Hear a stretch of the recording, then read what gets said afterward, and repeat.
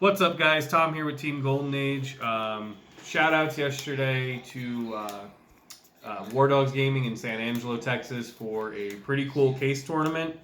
I ended up getting third place and kind of with an old friend. Um, Still rocking ORCUST.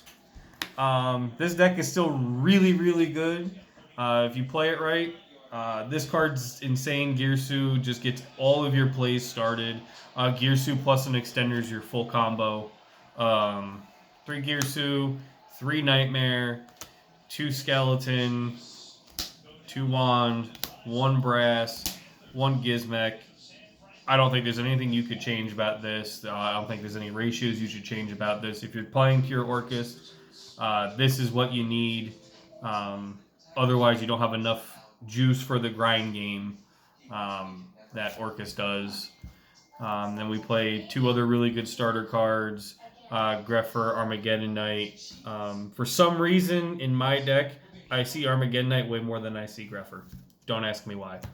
Then we play the Phantom Knight package. 1 Cloak, 1 Boots. I considered playing Torn Scales because Phantom Rage was legal for the event. I just wasn't sure too much what it actually did beyond, a Phantom Knights combo.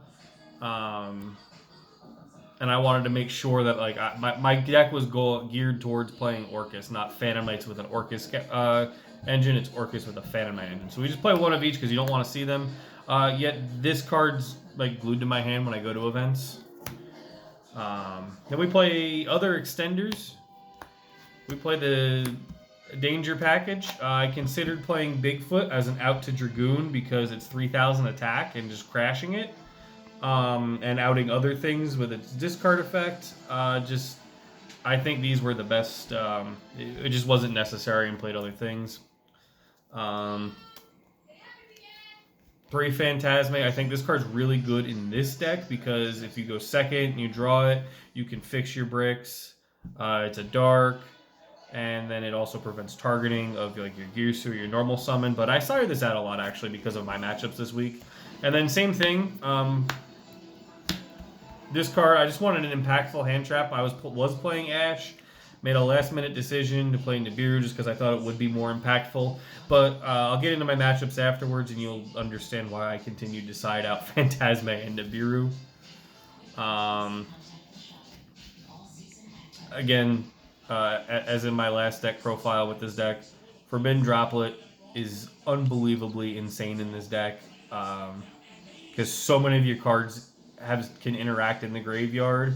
You just want to get them to the graveyard as quickly as possible, and Droplet just wins you against meta decks. I played against Numeron one round, and he was like Zexal. I just dropped Droplet on him and then just full comboed. 2 Orchestrated Return. You want to see 2, and then it's also good to side 1 out sometimes, but 3 because it's a hard once per turn is a brick. 1 Babel. Been the same thing for the year and a half this deck's been out. And then we play the Holy Quartet of 1-of spells. Foolish. This card's insane in this deck. Called by the Grave seemed to be stuck to my hand yesterday. This card was bonkers. I hit a Miscellaneousaurus. I hit hand traps. I hit a Nibiru with it. This card was just so good. I played Feather Duster over the Bigfoot. I think both could be correct. I don't think there's really an incorrect one. It just kind of depends on what you're playing against. And then Monster Reborn, because that card's really good in this deck because you need monsters on board. Then we got 1 Crescendo and your Phantom Knights package. The extra deck, if you saw my other deck profile from a few weeks ago, it is actually the same. 3 Taya, 2 Ding, 1 Longboy, 1 Rusty, access code Zeroboros, Unicorn, Masquerena. The Nightmares actually came up in a matchup. I did play against Stun one round, and I had to use this Nightmare Cerberus to crash into a Banisher of the Radiance. Barricade Board was the only monster I don't believe I made all day, but it comes up if you have awkward hands. And then Link Karibo. Now the side deck has changed, I think, quite a bit since the last time. I mean, we're still playing Lancia because this card just wins a ton of matchups right now if you draw it. This card's at 1 for a reason because this card just outs everything.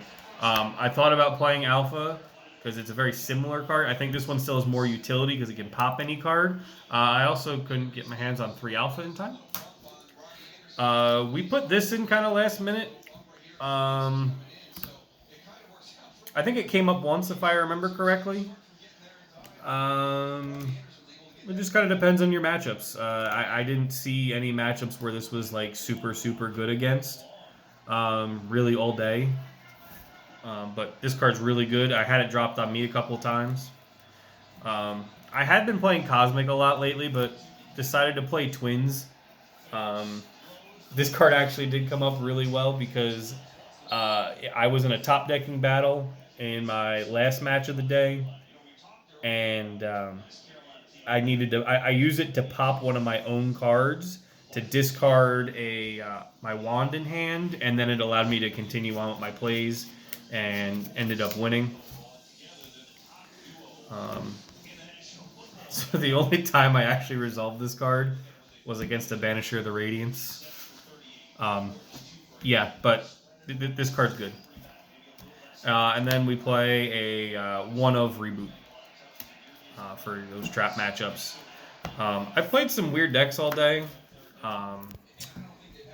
So I went 4-1-1. I lost to Altergeist Dogmatica, and I just bricked game 1, which this deck is kind of prone to doing sometimes.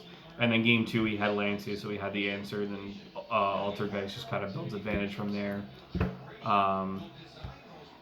And then I drew against Dogmatica Invoked, which ended up being his only blemish of the day, as he ended up taking first place. My wins, they were against Shadal round 1, and then I had the draw, then the loss, and then I beat Numerons to get back into it. Then I beat Stun. He was playing like Dragoon set Storming Mirror for Stun, and that deck was kind of scary to play against, but I kind of just blew him out. And then the last round, I played against Dino, and I don't know if this was some luck on my side, but he didn't see Overraptor. Don't know how that happens. But again, shout out to War Dogs Gaming for throwing a pretty good event. Come out to Odessa to come out to our case tournament next weekend. And then shout outs Cam the cameraman for being bad. He just missed out on making top 8. Shout outs to David, my teammate on Team Golden Age, for convincing me to stick with this one more time. I was considering something else like 12 hours before the event. Shout outs to Adam for driving us and for being the team captain and helping us get all the cards we need. And heck, I'll even give Dylan a shout out for bubbling in 9th place. I'm sorry, buddy. But once again, Tom from Team Golden Age. Remember to like and subscribe, and we'll see you next time.